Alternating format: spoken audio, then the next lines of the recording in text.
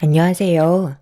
저는 딸의 결혼을 파혼시킨 50대 후반 여자입니다. 그동안 정말 많이 참아왔는데 예비 사돈의 행동에 문제가 있다 생각해 사연을 신청하게 되었네요.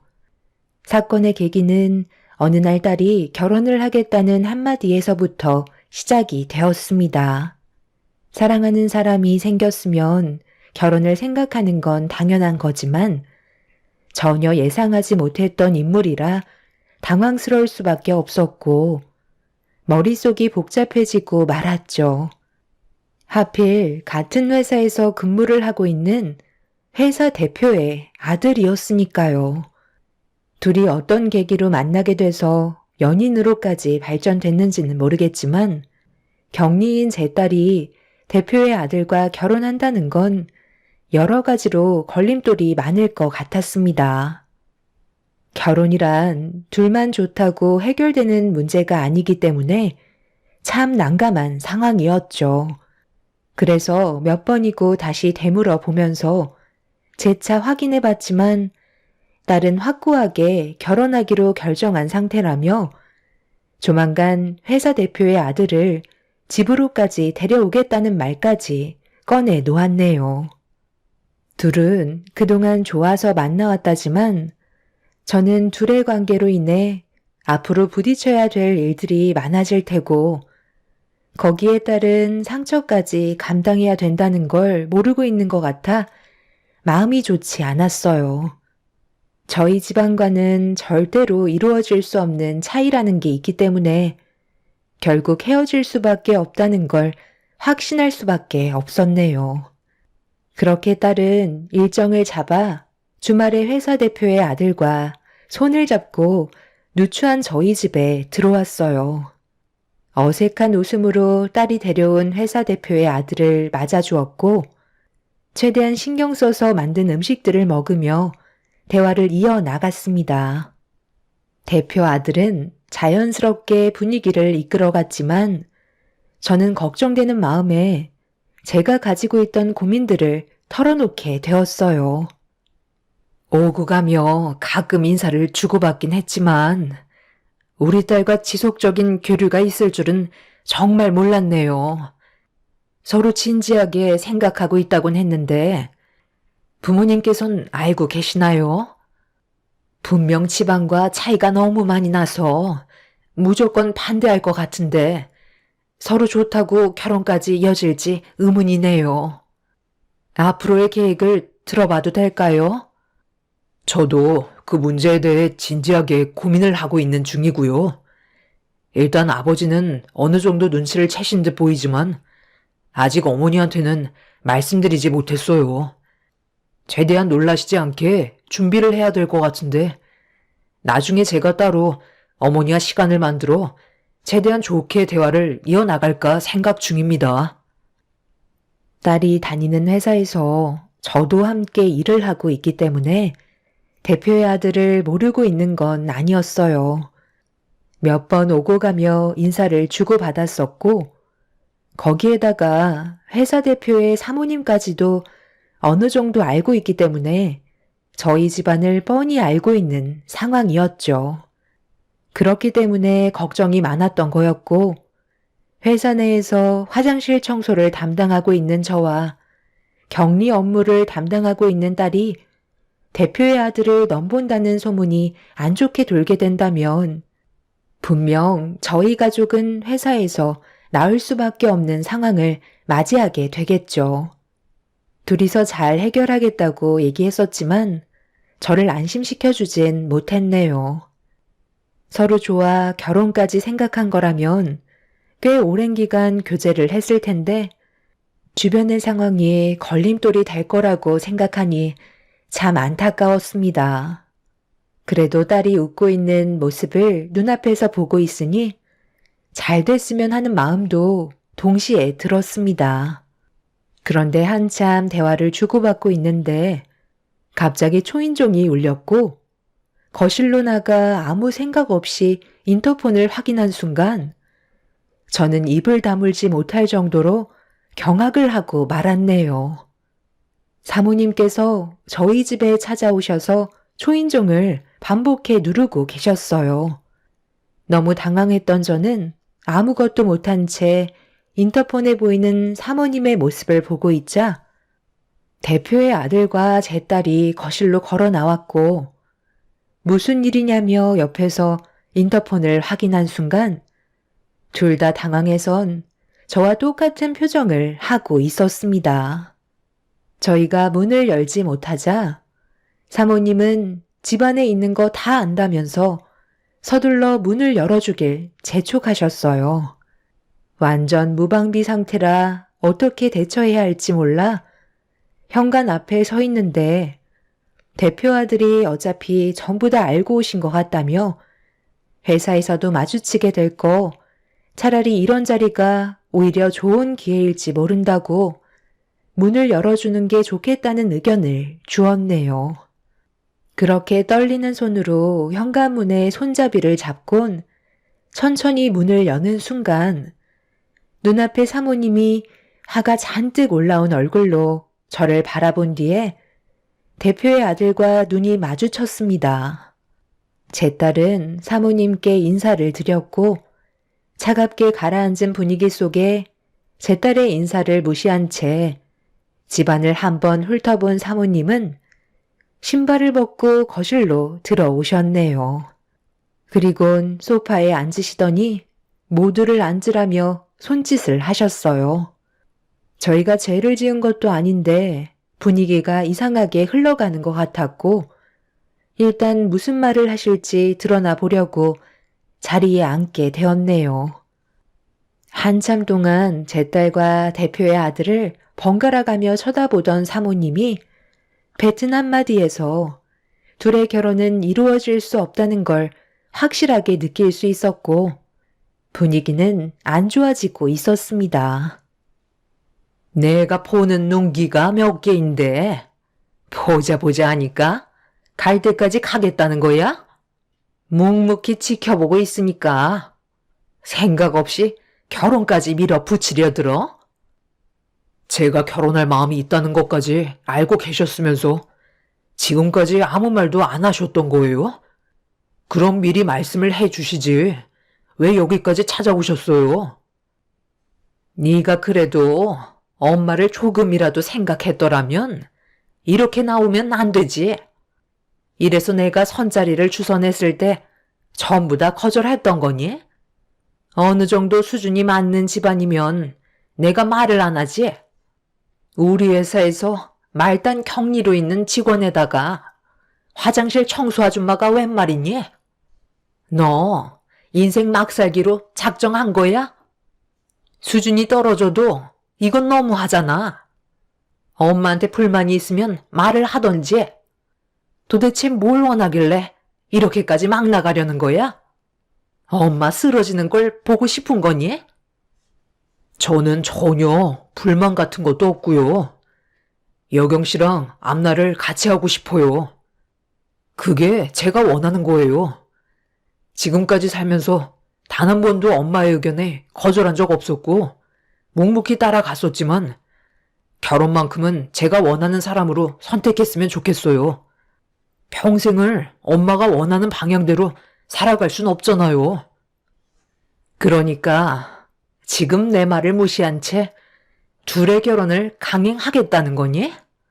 너 엄마가 화나면 얼마나 무서운지 몰라? 갈 때까지 한번 가볼 작정이야?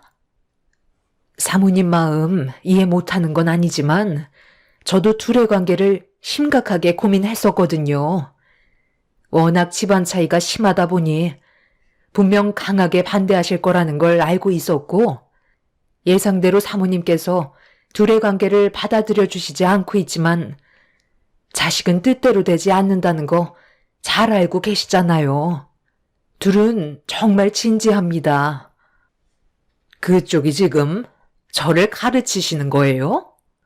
여태까지 내 뜻대로 자식을 키워왔는데 그쪽 따님 때문에 우리 집안에 문제가 생긴 거라고요. 진짜 어디 내놔도 주워가지도 않을 하찮은 집안에서 내 아들 넘본다는 게 말이 된다고 생각해요? 어떻게 내 아들의 마음을 사로잡았는지는 모르겠지만 인생 역전하고 싶어서 접근한 것 같은데 내 눈에 흙이 들어와도 둘은 절대로 이루어질 수 없는 관계이니 오늘 이 시간 이후로 그만했으면 좋겠습니다. 그렇게 할 수 있게 도와주실 수 있으신 거죠? 그쪽이야 잃을 게 없겠지만 저희는 결혼이 또 하나의 사업이고 회사를 확장할 수 있는 엄청난 기회거든요. 저희보다 더 큰 기업에서도 제 아들을 넘보고 있을 정도인데 볼 것도 없는 하찮은 집안에 제 아들을 넘겨준다는 건 정말 말도 안 되는 일입니다. 그렇다고 저희가 맞춰달라는 조건 들어줄 수도 없는 거잖아요. 제 아들 데려가는 조건 최소로 잡아 10억 마련해 줄 수 있으세요? 집안 꼴을 보면 총재산 1억도 안 될 것 같은데 조건도 안 되면서 괜히 침 흘리지 마시고 여기서 마무리 집시다.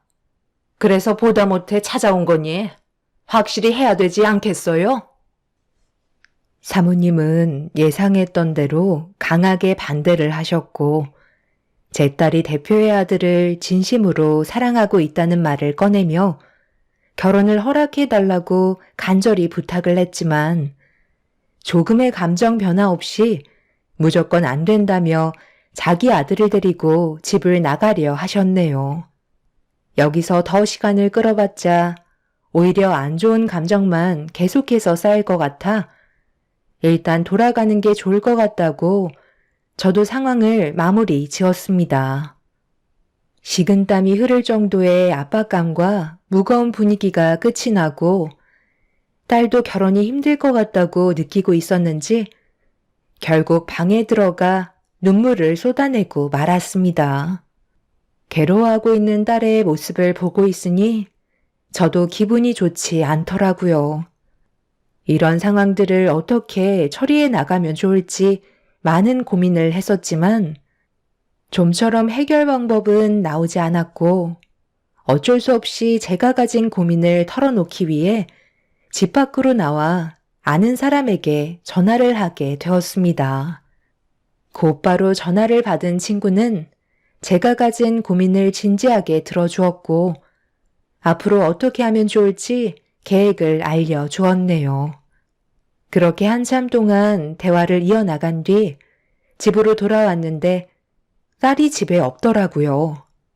전화를 해보니 대표의 아들과 약속을 잡은 상태였고 둘은 정말 진심으로 사랑을 하고 있는 듯 보였습니다.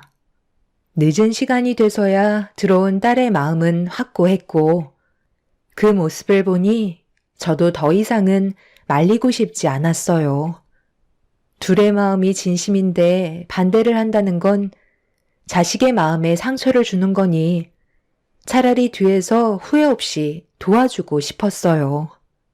결과는 아무도 알 수 없는 거기 때문에 딸이 원하는 대로 해주는 게 엄마로서의 역할 같았습니다. 그렇게 다음날 아무 일도 없었다는 듯 딸과 함께 회사로 출근하게 되었고 각자의 위치에서 열심히 일을 하고 있었는데 화장실 청소를 끝낸 뒤 나오고 있는데 사모님이 어딘가로 걸어가셨고 그 뒤로 제 딸이 쫓아가고 있었네요. 얼굴 안색이 안 좋아 보이는 딸의 모습을 보게 된 저는 걱정되는 마음에 청소 도구를 내팽개치고 사모님과 딸을 뒤쫓아 갔어요. 그리고 그 모습을 몰래 지켜보던 저는 사모님의 충격적인 행동에 경악을 했고 화가 머리끝까지 올라오고 말았네요. 제 딸에게 돈 봉투로 뺨을 올려치더니 당장 회사에서 나가라고 소리를 질렀습니다. 내가 어제 뭐라고 그랬어? 내 아들과의 결혼 절대 안 된다고 말하지 않았어? 나 시간이 금인 사람이야. 너랑 쓸데없이 감정 소모할 시간이 없다고. 인사까지 처리해놨으니까 내일부터 회사에 출근하지 않아도 된다. 감히 내 아들을 건드려? 너 같은 여자 안 봐도 무슨 속셈인지 뻔히 안다고. 1년치 월급에 조금 더 넣어줬으니까 감사하게 받고 내 회사에 2번 다시 발도 들이지 마라. 격리 말단 주제에 어제 내 아들이랑 감히 약혼을 해? 너희들 아주 멋대로 행동하지? 이 세상 밖으로 나오지 못하게 만들어줄까? 너 같은 여자 쥐도 새도 모르게 사라지게 만들 수 있어. 지금 화가 머리끝까지 올라오는 거 꼭 참고 있으니까 불행해지고 싶지 않으면 앞으로 조용히 지내는 게 좋을 거야. 너희 엄마도 내일부턴 회사에 나올 필요 없으니까 같이 나가면 되겠네. 당장 내 눈앞에서 사라져. 지금 뭐 하는 거야? 방금 제 딸 뺨을 돈봉투로 올려 치셨어요? 이러려고 비상계단으로 데려오신 거예요? 둘이 얼마나 좋으면 밤에 몰래 만나서 약혼까지 했겠어요. 집안에 돈이 많으면 이런 식으로 행동해도 된다는 거예요? 지금까지 살아오면서 저도 제 딸 얼굴에 손 한 번 올린 적이 없었는데 당신이 뭔데 내 딸 얼굴에 손을 대? 방금 한 행동에 대해선 꼭 책임을 물을 거고 제 딸에게 손이 발이 되도록 빌게 되는 날이 꼭 올 겁니다. 둘 다 아주 쌍으로 웃기고들 있네. 너희들이 뭘 할 수 있는데? 법적으로 고소라도 하게? 한번 해봐. 내가 눈 하나 깜빡할 것 같아? 손이 발이 되도록 빌게 되는 날이 올 거라고? 너희들이 나한테 제발 한 번만 살려달라고 애원하는 날이 더 빨리 올 것 같은데? 그냥 아무것도 하지 말고 찌그러져서 숨죽이고 살아. 사모님은 저와 딸을 강하게 밀친 뒤 비상계단의 문을 열고 밖으로 나갔어요. 딸은 고개를 떨군 채 눈물을 흘리고 있었고 바닥에는 5만 원 지폐들이 흩어져 있었습니다. 일단 저는 돈을 전부 주어 딸의 가방에 넣어 주었고 정신적으로 충격을 받은 딸을 데리고 일단 집으로 향했어요. 다른 건 다 참고 넘어가도 제 딸에게 손을 댄 사람은 절대 용서할 수가 없었습니다. 그렇게 집에서 나오자마자 저는 전화를 걸은 뒤 급하게 계획을 잡았고 몇 시간 뒤에 저는 예정대로 일을 진행하게 되었습니다. 회사 대표 집안 식구들이 한데 모여 저녁 식사를 하고 있는데 문을 열며 들어가게 되었네요. 사돈, 여기에서 식사 중이셨어요? 오래간만에 식구들이 전부 다 모이셨네요.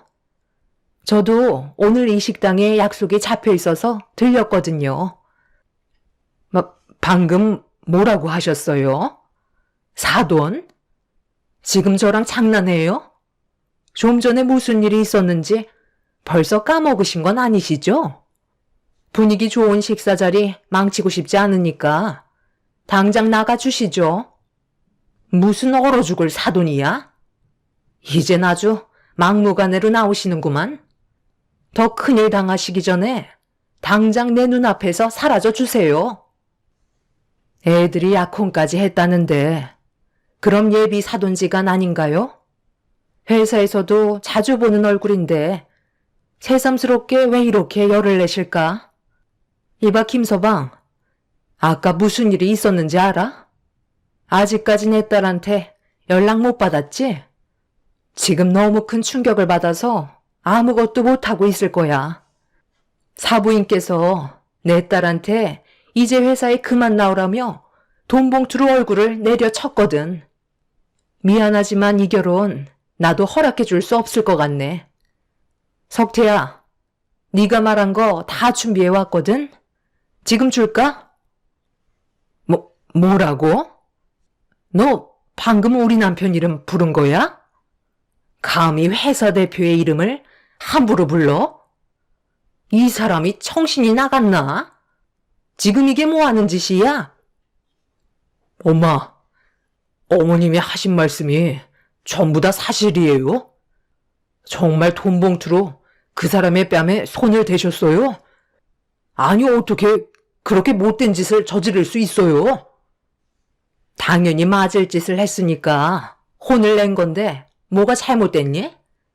내가 결혼을 반대한다고까지 얘기했는데 둘이서 몰래 반지까지 나눠 끼며 약혼을 해? 그만들 하지 못해? 아무리 그래도 남의 자식 얼굴에 손을 올린 건 당신이 잘못한 거라고. 명주야, 내가 말한 거 전부 다 준비됐으면 이제 넘겨줘도 돼. 아주 철저하게 준비해놨지. 가진 게 없는 사람들일수록 원래 무서운 게 없거든. 내가 누군지 알아? 석태랑 고등학교 때 친구였어. 회사에 입사하고 만나게 됐지만 우리는 둘도 없는 친구였다고. 그쪽이 우리 집에 와서 뭐라고 그랬지? 그쪽한테 기와 눈이 많다고 했지? 석태한테도 마찬가지거든. 내가 회사에 들어오고 우리가 친구라는 걸 알게 된 순간부터 나한테 뭘 부탁했는지 알아? 그동안 석태 밑에서 참 많은 걸 해먹었더구만. 내가 그랬지? 분명 땅을 치고 후회할 날이 올 거라고. 앞으로 평생 세상 밖으로 나오지 못하게 만들 테니 우리 딸이 받았던 상처 너도 똑같이 당해보라고. 원래 딸이 회사에 먼저 입사를 했었고 그 회사에 청소 일을 하는 사람을 구한다는 말을 듣고 일자리를 알아보고 있던 딸이 저에게 의사를 물어보면서 딸이 다니던 회사에 입사를 하게 되었었죠. 그런데 대표실에 따로 마련되어 있는 화장실에 청소를 하고 나가려는데 때마침 들어오는 대표님과 얼굴을 마주하게 되었고 그때 저희는 서로 무언가를 느끼고 있었습니다. 대표님은 저에게 먼저 말을 붙였고 그렇게 고등학교 친구라는 사실을 알게 되었던 거죠. 그런데 어느 날 친구가 저를 불렀는데 심각한 표정으로 저에게 부탁을 했었어요. 저는 입사한 지 얼마 되지 않았기 때문에 자신에게 도움이 될 것 같다면서 요즘 자기 아내의 행동이 심상치 않다며 뒤에서 정보를 캐주길 원하고 있었네요. 나중에 사건이 해결이 되면 큰 보상을 해주겠다 했지만 저는 그런 조건 때문에 부탁을 들어준 게 아닌 친구라서 앞으로의 삶이 잘 되길 바라는 마음에 부탁한 걸 들어주게 되었습니다.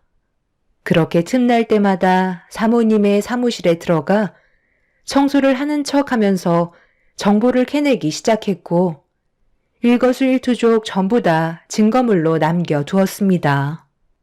그래서 저희가 친구라는 사실 또한 숨기고 있었죠.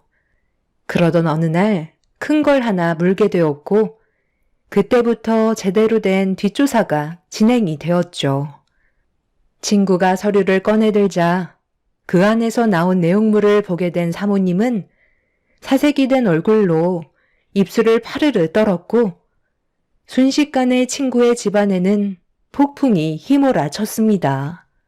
그동안 회사의 돈을 횡령함과 동시에 그 돈으로 대표인 친구 모르게 다른 곳에 투자를 하고 있었고 알고 보니 흘러 들어간 곳의 돈은 친구의 회사와 라이벌인 타 회사로 자금이 들어가고 있었습니다.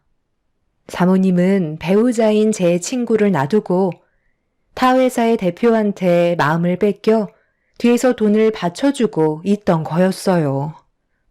회사의 자금을 사모님이 관리했었기 때문에 충분히 조작할 수 있었고 결국 저한테 발목이 잡힌 거였죠. 라이벌인 회사 대표와 사모님은 꽤 깊은 사이까지 발전이 되어 있는 상태였습니다. 제일 믿어야 될 배우자가 오히려 배신자 역할을 하고 있었다는 거에 친구는 서류를 보며 손을 부르르 떨었고 대표의 아들도 충격을 받았는지 아무 말도 하지 못하고 있었네요. 부인할 수 없을 만큼 많은 증거물이 쌓여 있는 상태라 사모님은 그 자리에서 도망을 치려 했지만 친구의 손에 잡혀 밖으로 나가지 못하고 있었어요. 친구는 경찰에 신고해 사모님을 연행했고 결국 집안은 아수라장이 되어버리고 말았네요. 사모님은 조사를 받으면서 라이벌인 회사 대표가 도와줄 거라고 얘기했었지만 전화를 받지 않았고 이용만 당했다는 걸 알 수 있었습니다. 자신이 벌인 잘못에 대한 대가가 상당히 크다는 걸 뒤늦게야 인정을 하게 된 사모님은 결국 친구의 다리를 붙잡으며 오열을 하기 시작했어요. 한 번만 용서해달라고 했지만 이 문제는 쉽게 끝날 상황이 아니었던 거죠. 그리고 이 소식을 접한 딸도 경찰서로 달려와 무슨 일이 벌어지고 있는지 전부 다 듣게 되었네요. 여보, 내가 미안해. 나도 처음에는 그럴 생각이 없었는데 감정이라는 게 내 마음대로 되지 않잖아. 정말 아주 잠깐 즐기려 했을 뿐이야. 내가 당신을 망하게 하려고 했겠어? 전부 계획이 있었다고. 그런 식으로 접근을 해서 그 회사를 무너뜨리게 할 작정이었다니까. 당신은 나를 믿어줘야지. 믿어달라고? 마음 주고 몸 줬으면 전부 다 준 거 아니야? 그래서 막대한 회사 자금까지 전부 다 빼돌린 거 아니냐고? 당신이랑 내가 함께한 세월이 몇 년인데 어떻게 나랑 쌍벽을 이루고 있는 그 회사의 대표와 눈이 맞아 나를 버리고 그놈을 택할 수가 있어? 그놈이 얼마나 사악한 놈인지 알면서 그 게임에 넘어가? 우리 회사가 손해본 금액에 대해서는 절대 그냥 넘어가지 않을 테니까 남은 인생 끝까지 돈만 갚다가 세상 떠날 준비하라고. 절대 건드려선 안 될 회사 자금까지 손을 대? 그것도 모자라 바람까지 피우고. 내가 그동안 그 회사 때문에 얼마나 힘들었었는지 뻔히 알면서 모든 기밀 정보까지 전부 다 떠넘겨? 믿었던 당신이 나를 배신한 만큼 절대 용서할 일은 없을 거니까 각오 단단히 하는 게 좋을 거야. 당신의 남은 인생은 앞으로 당신께 아닌 우리 회사의 소유가 된 거고 앞으로 회사를 위해 온몸이 부서져라 일을 해야 될 거야. 손가락 하나 까딱하지 못할 때까지 뽑아 먹을 거니까 그런 줄 알아. 여보, 내가 정말 미안하다니까. 사람은 누구나 실수할 수 있잖아. 충분히 잘못 인정하고 있으니까 우리 일을 더 크게 만들지 말자. 부탁이야. 얘네들 결혼하고 싶대. 그럼 내가 옆에서 모든 걸 봐줘야 되잖아.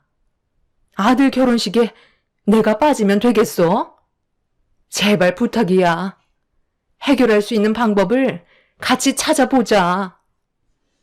어차피 당신은 이제 우리 식구가 아니기 때문에 더 이상 관여할 필요 없고 앞으로 있게 될 일들은 내가 알아서 처리할 테니 당신 앞날이나 걱정해. 사부인, 나 좀 도와주세요. 친구라면서요.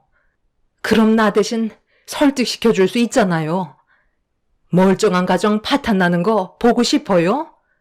제발 한 번만 살려주세요. 정말 웃기시네요. 그 난리를 칠 때는 언제고 이제야 꼬리를 내리면 뭐가 달라질 것 같아요? 어차피 이 일은 터질 수밖에 없던 거였고 친구는 그래도 둘이 결혼을 하게 된다면 결혼식이 끝난 이후에 터트리기로 계획을 잡고 있었어요. 그런데 그쪽이 제 딸의 얼굴에 손을 대면서 일정이 좀 더 빨리 당겨진 것 뿐이죠.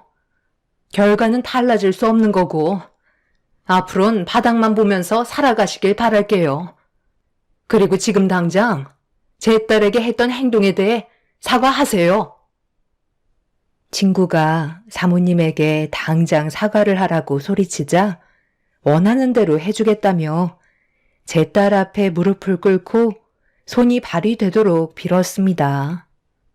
눈물을 쏟아내면서 자신이 한 행동들에 대해 용서를 구했지만 제 딸이 받은 지울 수 없는 상처는 쉽게 용서받지 못했어요. 사모님은 결국 소송을 당하게 되었고 친구의 회사는 그날 이후 비상사태가 되고 말았네요. 막대한 자금의 손해로 인해 라이벌인 회사를 상대로 소송을 걸면서 큰 싸움이 벌어지고 있는 상황에 제 딸과 친구의 아들은 관계를 지속적으로 유지할 수 없는 상태였어요. 친구의 회사가 쓰러질 정도로 위태로워졌기 때문에 둘은 어쩔 수 없이 결혼을 잠시 보류할 수밖에 없었죠.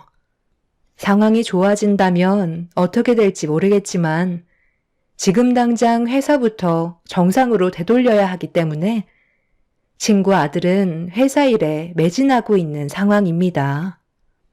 친구는 저와 따로 시간을 내어 자기 아들과 제 딸의 관계를 진지하게 생각해 볼 거라며 위험을 무릅쓰고 회사를 살려준 노력에 대해 저에게 많은 보상을 해주었고 지금까지도 친구의 회사에서 제 딸과 저는 일을 지원해주고 있습니다.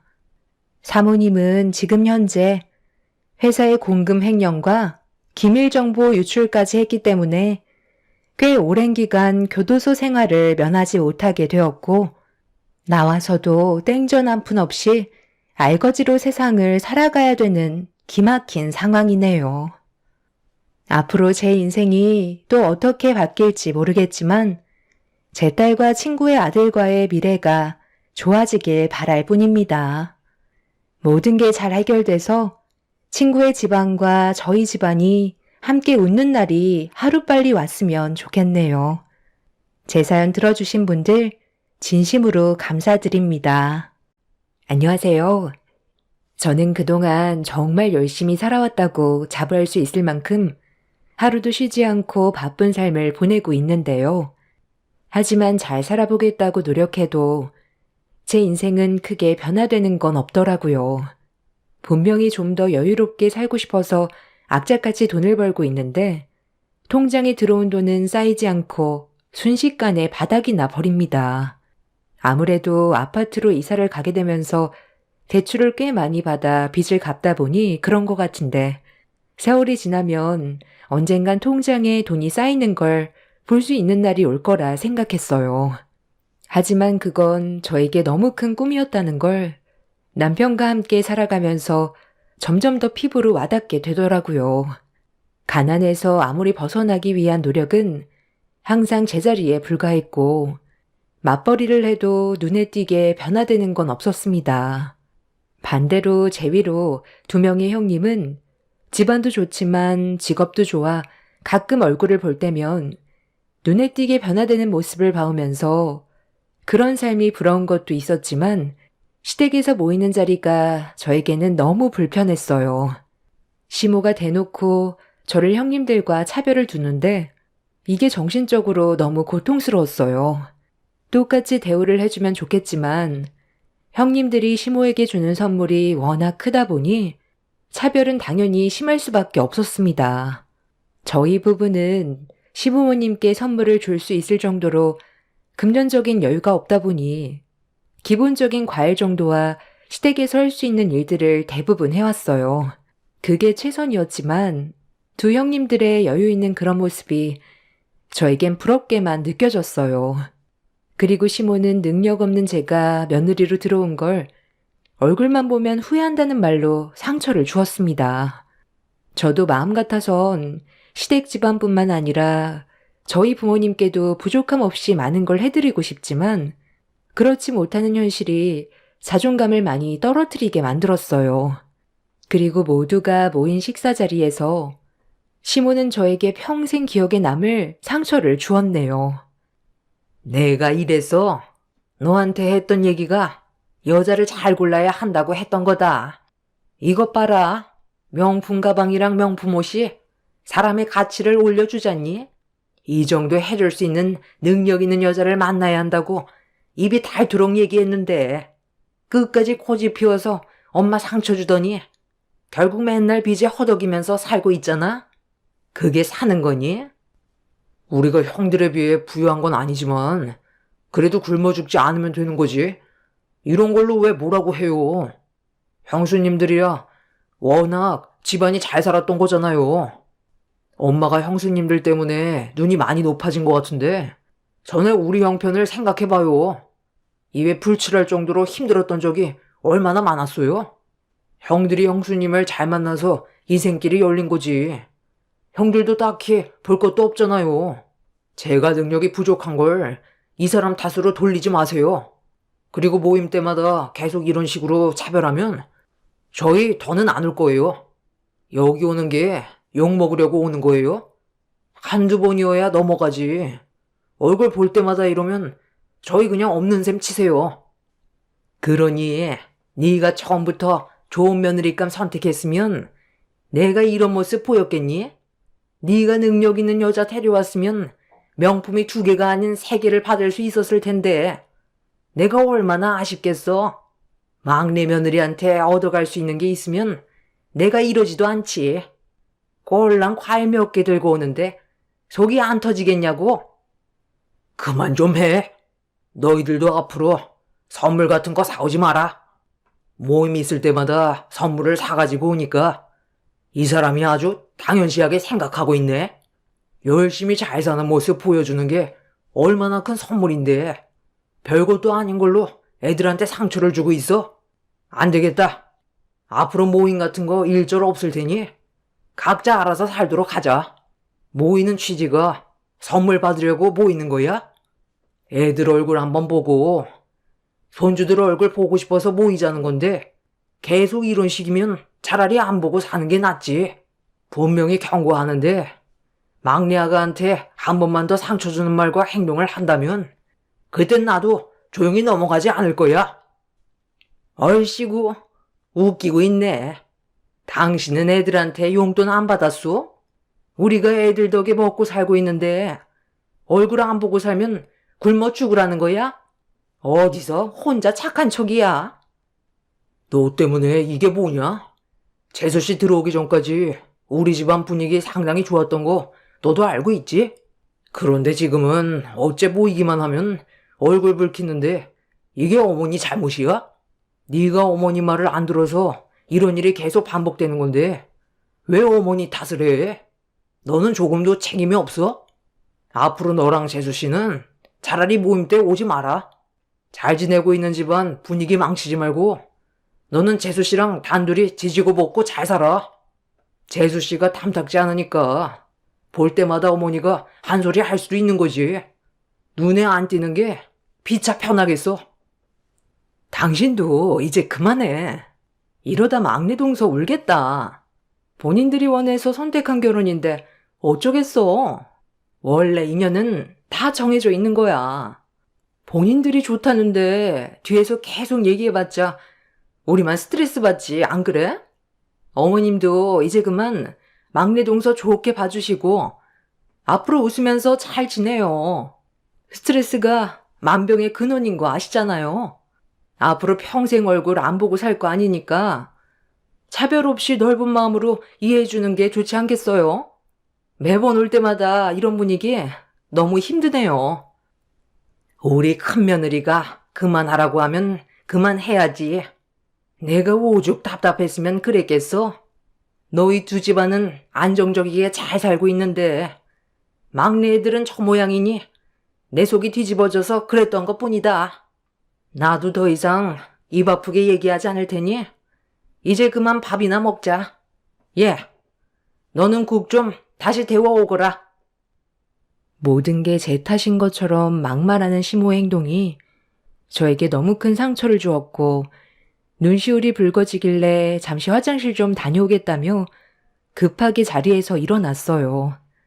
그렇게 최대한 마음 진정시킨 뒤 다시 자리로 돌아와 국을 데워 새로 나눠드린 뒤 다시 자리에 앉아 식사를 이어나갔는데 젓가락질 한번 잘못했다가 집안에 엄청난 폭풍이 휘몰아치게 되었습니다. 대기업 연구원으로 있는 석사 첫째 형님과 박사 둘째 형님한테는 명품 선물 고맙다면서 보쌈을 싸줬는데 그런 모습 최대한 안 보려고 아무렇지도 않은 척 고개를 돌려 음식을 먹었어요. 남편은 그런 시모의 행동을 상당히 불편하게 느끼고 있었는지 밥 먹던 젓가락을 내려놓았습니다. 저는 최대한 신경 쓰지 않으려 묵묵히 음식들을 입에 넣고 있는데 보쌈고기에 젓가락을 옮기는 순간 갑자기 시모가 효자 손으로 제 손등을 사정없이 내리쳤어요. 찰싹 소리와 함께 예상하지 못한 돌발 상황을 당하게 된 저는 당황스러워서 손을 움켜쥐며 시모를 바라봤는데 저에게 충격적인 말을 꺼내었습니다. 여기 있는 음식이 너를 위해 준비한 건 줄 알아? 밥맛 떨어지게 왜 이리 개걸스럽게 먹는 거야?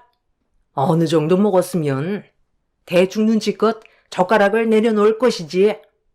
우리 첫째, 둘째 며느리가 먹을 보쌈고기도 없는데 고졸에 능력도 없는 너까짓게 고기가 가당키나 하니?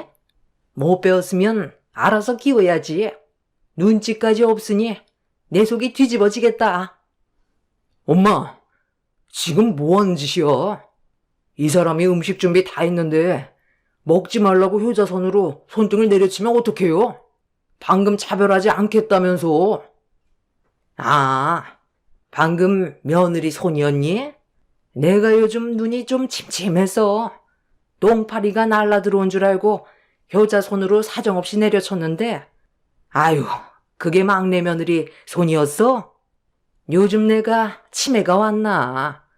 정신이 오락가락하는 게 아무래도 병원을 좀 다녀와야 할 것 같다. 그러니 우리 둘째 며느리가 조만간 병원에 좀 같이 가줄 수 있겠니? 당연하죠. 어머님 건강검진 받을 때 됐죠? 작년엔 형님이 병원에 모셔갔으니 올해는 제가 모셔다 드릴게요. 며느리가 이 정도는 당연히 해드려야죠. 제가 뭘 그렇게 잘못했어요? 이 사람과 결혼해서 저도 잘 살아보겠다고 지금까지 쉬지 않고 달려왔어요. 형님들에 비해 능력은 부족하지만 그래도 제가 할 수 있는 선에서 노력했는데 어머님이 이렇게까지 저를 싫어할 줄은 정말 몰랐어요. 제가 아무리 마음에 안 드셔도 그렇지 어떻게 효자 손으로 제 손등을 내려칠 수 있어요? 밥 먹을 땐 개도 안 건드린다는데 저는 개만도 못하다는 거예요? 진짜 빈정상해서 더는 상종도 못하겠네요. 저 먼저 일어나 볼게요. 앞으로 어머님 눈에 띄지 않을 테니 걱정 마세요. 더는 시댁에 있고 싶지 않아 자리에서 일어났는데 그 순간 시모가 들고 있던 효자손을 저를 향해 던져버렸어요. 어른이 자리에서 일어나지도 않았는데 먼저 일어났다는 게 이유였습니다. 결국 시모 행동에 너무 서러워서 저도 효자손을 시모 쪽으로 냅다 던져버렸어요. 그 순간 남편이 상위에 놓여있던 음식들을 전부 바닥으로 쓸어내려 던져버렸습니다. 순식간에 일어난 일이었고 화가 머리끝까지 올라왔는지 아주버님들이 이성을 잃어버린 남편을 말리는데도 소용이 없었어요. 주방은 순식간에 아수라장이 되어버렸고 남편은 그날 이후 다시는 시댁에 오지 않겠다고 못을 박았습니다. 시부는 시모에게 자식과 연 끊고 살면 좋냐고 큰소리친 뒤 방으로 들어가시자마자 시모는 집안을 난장판으로 만들어 놓았다며 남편한테 화를 내더니 이 모든 게 저 때문에 일어난 일이라고 달려들었어요. 순식간에 머리채를 잡히게 되자 그동안 참아왔던 서러움이 한꺼번에 터져버리게 되었고 저 또한 시모의 머리채를 잡아 사정없이 흔들어 버렸어요. 형님들과 아주버님들이 저와 시모를 겨우 분리시켜 놓았는데 시모가 입을 다물지 못할 정도로 경악을 하더니 그대로 주저앉아 버렸습니다. 제 양손에 시모의 머리카락이 한 움큼씩 뽑혀져 있었어요. 큰형님은 비명을 지르면서 시모의 머리를 들쳤는데 땜빵이 여기저기 머리가 뜯겨져 비어있는 공간이 생겨버렸어요. 둘째 형님은 충격받은 시모를 최대한 안심시키기 위해 머리는 또다시 자란다고 했지만 이미 시모의 귀에는 아무 말도 들리지 않았는지 힘겹게 몸을 일으키더니 갑자기 주방에서 칼을 꺼내 들었습니다. 저를 절대로 가만두지 않겠다면서 분노를 가라앉히지 못하자 남편은 저를 데리고 급하게 시댁에서 빠져나가려 하길래 양손에 쥐어져 있던 머리카락을 집어 던지면서 땜질난 곳에 다시 심으라고 시모에게 한마디 던지고 저희 부부는 그렇게 집으로 돌아오게 되었네요. 남편은 두 번 다시 시댁 식구들과 엮이는 일은 없을 거라고 확실하게 의사표현을 했어요. 저도 너무 큰 충격을 받아서 온몸이 부들부들 떨리고 있었습니다. 그렇게 한 번의 큰 폭풍이 지나간 뒤 저희 부부는 더 이상 어떠한 연락도 하지 않았지만 시부는 저희 부부가 걱정이 됐는지 자주 연락을 주셨어요. 항상 저희를 먼저 신경 써주시는 시부 때문에라도 그동안 최대한 좋게 넘어가려 했던 부분들도 있었는데 시모가 제 손등에 효자손을 내려친 건 도저히 그냥 넘어갈 수 있는 상황은 아니었죠.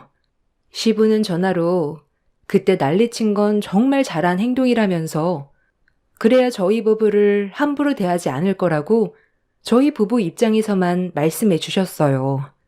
그렇게 시댁 집안 식구들에겐 더 이상 신경 쓰지 않고 저희 가족만 바라봤고 어느 정도 시간이 지나면서부터 시댁 집안과 연락하지 않고 살아가는 게 얼마나 행복한 일인지 느낄 수가 있었어요. 비록 좋지 않은 결말이었지만 그래도 저희 부부는 그동안 최선을 다해왔었고 그날의 행동에 대해서 후회는 없었습니다. 그런데 몇 달 뒤 전혀 예상하지 못한 장소에서 또 다른 문제가 하나 터졌어요. 너무 충격적인 장면을 목격했는데 눈앞에 펼쳐진 광경이 정말 맞는 건지 의심스러울 정도로 말도 안 되는 일들이 펼쳐지게 되었습니다. 그날도 하루의 성과를 기대하면서 열심히 일을 하고 있었는데 어디서 많이 들어본 목소리가 제 귀를 간지럽히길래 잠깐 하던 일을 멈추고 목소리가 들리는 방향으로 걸음을 옮겼어요. 상당히 많은 사람들이 시끌벅적할 정도로 모여 있었는데 제가 잠깐 일을 하려고 들린 곳은 동문회관이었습니다. 동문 모임이 있는 것 같아 보였어요. 그 많은 사람들 중에서 익숙한 목소리의 주인공은 다름 아닌 첫째 형님이었어요. 동문들과 웃고 떠드는 목소리가 로비에서까지 들려오고 있었죠. 그런데 제가 첫째 형님의 목소리를 듣게 되면서 걸음을 옮기게 된 이유는 형님의 입에서 이상한 말들이 나왔고 제 두 귀를 의심할 만큼 충격적인 내용이었습니다. 첫째 형님은 상상 이상의 모습을 보여줬어요. 내가 너희들한테만 얘기하는 건데 최근에 우리 집안 아주 난리도 아니었어. 시어머니가 막내 동서를 못 잡아먹어서 안달났었다니까. 보쌈 고기에 손 올렸다고 효자 손으로 손등을 사정없이 내려친 거 있지? 옆에 있던 나도 놀랄 정도였으니 아마 막내 동서는 평생 기억으로 남겠지. 내가 그동안 살아오면서 정말 많은 부류를 만나왔지만 우리 집안 시어머니처럼 고약한 사람은 처음 봤다니까. 사람이 얼마나 독하던지 눈앞에 보이는 것만 중요하게 생각한다니까. 정말 애매한 게 뭔지 알아? 내가 동서 편을 들어줄 수도 없다는 거야. 최대한 좋게 시간을 보내고 싶은데 그게 절대 안 돼. 막내 동서를 종처럼 부리는데 옆에서 도와주려고 하잖아? 시어머니가 얼굴을 붉히면서 뭐라고 한다니까? 그러니 둘째 동서도 아무 말도 하지 못한 채 눈치만 보게 되고 그러다 보니 마음에 없는 말들도 해야 되긴 하는데 그때 한바탕 난리치고 나서 한 3달 지났거든? 얼굴 안 보고 사니까 더 이상 문제가 생기진 않는데 모임 있을 때면 집안일 거들 사람이 없다 보니 나랑 둘째 동서가 직접 해야 되더라고. 명품 가방이며 명품 옷들 받아갈 때는 좋다고 하더니 막내 동서랑 연 끊고 지내니까 시킬 사람 없어서 나한테 시키는 거 있지? 그래서 요즘 너무 짜증나더라고. 우리 그이가 시어머니를 또 끔찍하게 생각해서 막내 동서네랑 안 좋은 일 있고 나서 주말만 되면 시댁에 가자고 한다니까. 이런 문제로 최근에 부부싸움까지 생겼는데 이게 뭐 하는 짓인가 싶더라. 내가 한가한 사람도 아니고 바쁜 거 뻔히 알면서 늦은 시간에라도 무조건 시댁에 가려는 거 너희들은 어떻게 생각해? 정말 듣기만 해도 짜증나지? 나도 요즘에 한계를 느낀다니까. 둘째 동석애는 애가 약아서 이런저런 핑계를 대고 안 오려고 하는데 너무 속 보이잖아. 그래서 내가 뭐라고 한마디 했었거든? 그때부터 일절 전화도 안 받고 내 문자까지 씹고 있다니까? 내가 저런 집안에 계속 붙어 살아야 되는지 모르겠어. 노인네가 꼴의 명품은 좋다고 밝히는데 내가 정신 나갔다고 명품 사주겠냐? 그거 다 짝퉁이잖아. 앞으로 살 날보다 죽을 날이 가까운데 꼴의 명품은 좋다고 짝퉁이라도 입이 귀에 걸린 거 보면 얼마나 웃긴 줄 아니? 노친네는 절대 짝퉁인 거 모를걸? 너희들 중에 좋은 남자 소개해 줄 사람 없어? 거지 같은 집안 식구들과 살려다 보니 나까지 급이 떨어진 것 같아서 그냥 이혼하고 애들 데리고 따로 살고 싶다니까. 내가 좋은 남자 하나 알고 있긴 한데 그 사람이 나이가 좀 있긴 한데 집안도 꽤 좋거든. 나한테 얼마 전에 여자 하나 소개해달라고 하긴 했는데 한번 만나볼래? 혹시 알아? 또 다른 인연을 만들어갈 수도 있을지. 직접 얼굴 보고 만나보지 않는 이상 아무것도 모르는 거 알지? 네가 며칠 전에도 얘기해서 너에 대해 내가 잠깐 얘기해준 적 있었거든. 애가 둘이 있긴 한데 이혼 생각 중이라니까? 자기는 아이를 좋아해서 전혀 상관없다고 하더라. 잠깐 대화라도 나눠보게 얼굴 한번 볼 수 있냐고 하긴 했는데 너만 괜찮다면 내가 다리 놔줄게. 이게 또 다른 인연을 만들 수 있는 건지 어떻게 알겠어. 그리고 더 중요한 게 뭔지 알아? 네가 만약 잘 돼서 재혼을 하게 되면 시어머니한테 시달릴 필요가 없다는 거야. 그 사람 어머니가 예전에 암으로 돌아가셨대. 그래서 아버지랑 단둘이 산다더라. 어머머머, 그래? 아니 그런 좋은 조건의 남자가 아직까지 여자가 없다고? 야, 그런 건 바로 나한테 얘기했어야지. 최대한 빠른 시간 안에 약속 좀 잡아봐. 정말 말도 안 되는 충격적인 말을 듣게 됐는데 제가 알던 형님의 모습과는 전혀 달랐어요. 예상치 못한 장소에서 첫째 형님을 보게 된 것도 놀라운데 또 다른 말을 들었을 땐 머릿속이 상당히 복잡해져 있었습니다. 저는 일단 그곳을 최대한 빨리 빠져나가는 게 좋을 것 같아 서둘러 일을 정리한 뒤 밖으로 나가려 했는데 갑자기 뒤에서 누군가 저를 불러 세웠어요. 쓰고 있던 모자를 푹 눌러 쓴 뒤 몸을 돌려 왜 불렀는지 물어보니 정수기에 물이 안 나온다며 형님 동문들 중 일행 한 명이 저에게 목소리를 높이길래 그 사람의 눈동자를 보니 이미 눈이 반쯤 풀려 있었어요. 그래서 30분 정도 지나면 물이 나올 거라고 최대한 침착하게 설명해주고 밖으로 나가려는데 갑자기 저에게 뛰어와 밖으로 나가지 못하게 옷을 잡아 돌려 세웠어요. 그리곤 동문회관이 떠나갈 정도로 화를 내게 되었고 룸 안에 있던 첫째 형님의 동문들이 줄지어 나오기 시작했어요. 난감한 상황을 만들고 싶지 않았는데 결국 첫째 형님과 얼굴을 마주하게 되는 일이 펼쳐지게 되었네요. 동서? 아니, 동서가 여긴 어쩐 일이야? 그 옷차림은 또 뭐고? 이런 일까지 하고 있었던 거야? 정수기 관리까지 하는 줄은 몰랐는데 언제부터 한 거야? 관심이 없으니까 제가 무슨 일을 하고 있는지도 모르고 있었겠죠. 정수기 관리 일을 한 지 꽤 오래됐어요. 벌써 1년이나 지났는데요. 회관 안에 물이 없는 것도 아니고 굳이 로비에 있는 물을 먹어야 된다고 하길래 30분 정도 기다려야 된다고 하니까 저 사람이 저한테 뭐라고 하잖아요. 술 취한 사람 상대해봤자 뭐 하겠어요. 그래서 그냥 피하려고 했던 것뿐인데 갑자기 저한테 화를 내잖아요. 정수기 일이나 하는 주제에 자기 무시했다고 화를 내는데 제가 뭘 어떻게 해줄 수 있는 게 없잖아요. 제가 지금 스케줄이 잡혀 있어서 많이 바쁘거든요. 지금 많이 늦은 시간이라 빨리 다음 고객님 집에도 가봐야 해서요. 동서, 지금 내 친구가 기분이 나빴다고 하잖아.